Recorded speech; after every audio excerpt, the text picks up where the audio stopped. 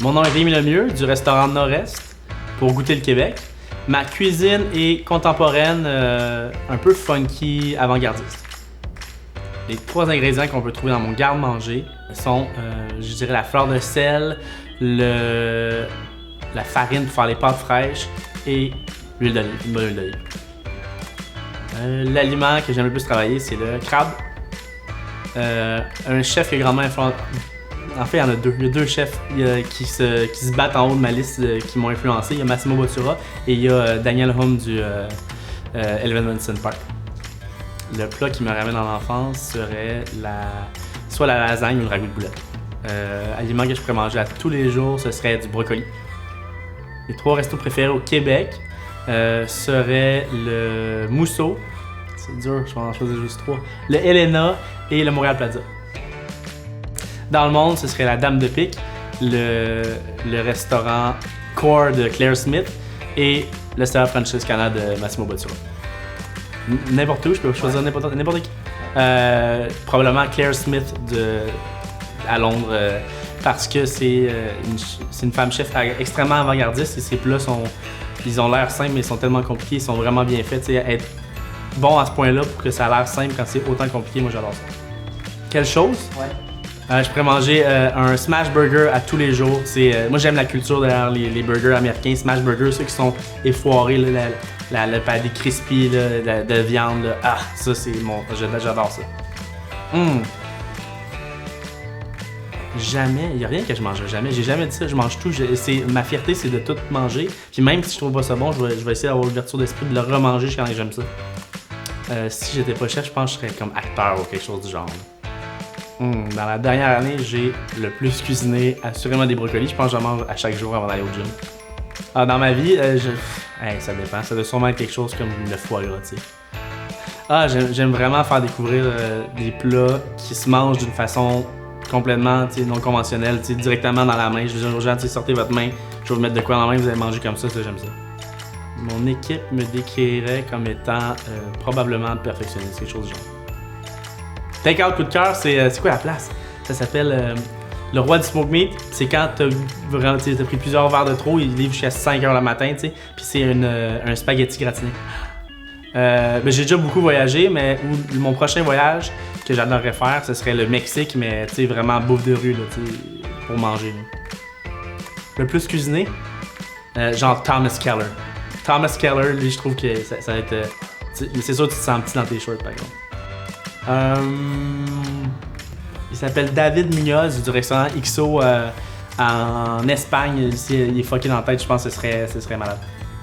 Rien, je jeûne tout le temps. je mange jamais rien pour déjeuner.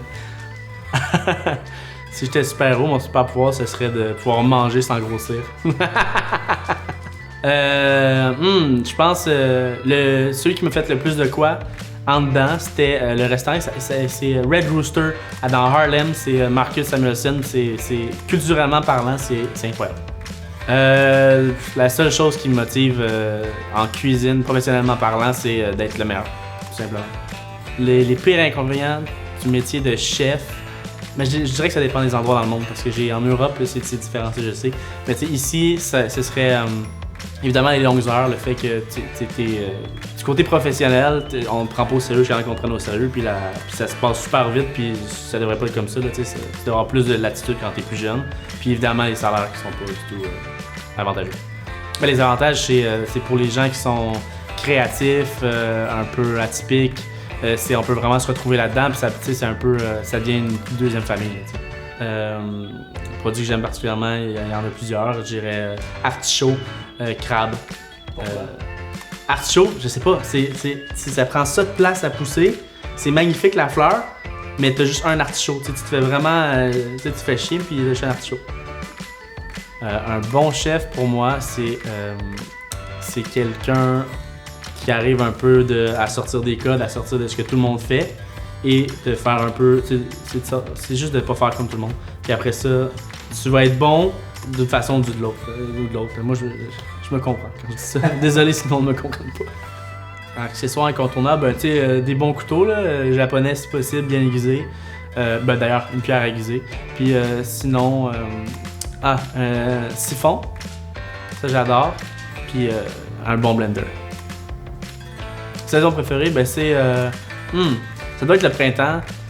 C'est le printemps? Je sais pas parce que j'ai envie de dire l'été, mais en même temps le printemps, c'est là que tu sais que l'été s'en vient, puis là les produits commencent à arriver. Tu sais, il y a les têtes de violon, l'ail des bas, les asperges, le crabe qui arrive. Sirop d'érable. Ouais. Quand j'ai du temps pour moi, j'aime jouer à la PS5 ou dessiner. Salé. Du vin. Dessert. Pain aux pâtes. Pâtes.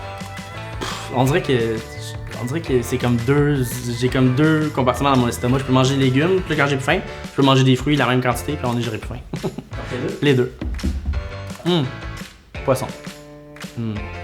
Pancake. Beurre. Poulet frit, malheureusement. Beurre, j'imagine, c'est parce qu'il n'y a pas d'huile d'olive qui se fait dans mon coin, au Québec. Jamais suivre de recette, c'est le pire ennemi. Ah, des ramen. C'est bon pour quand t'as une grippe, mais sinon, là, des ramen, c'est... Je suis rendu vieux, mocktail. Lève tôt maintenant. La mer. Épicé. Blanc. Poutine.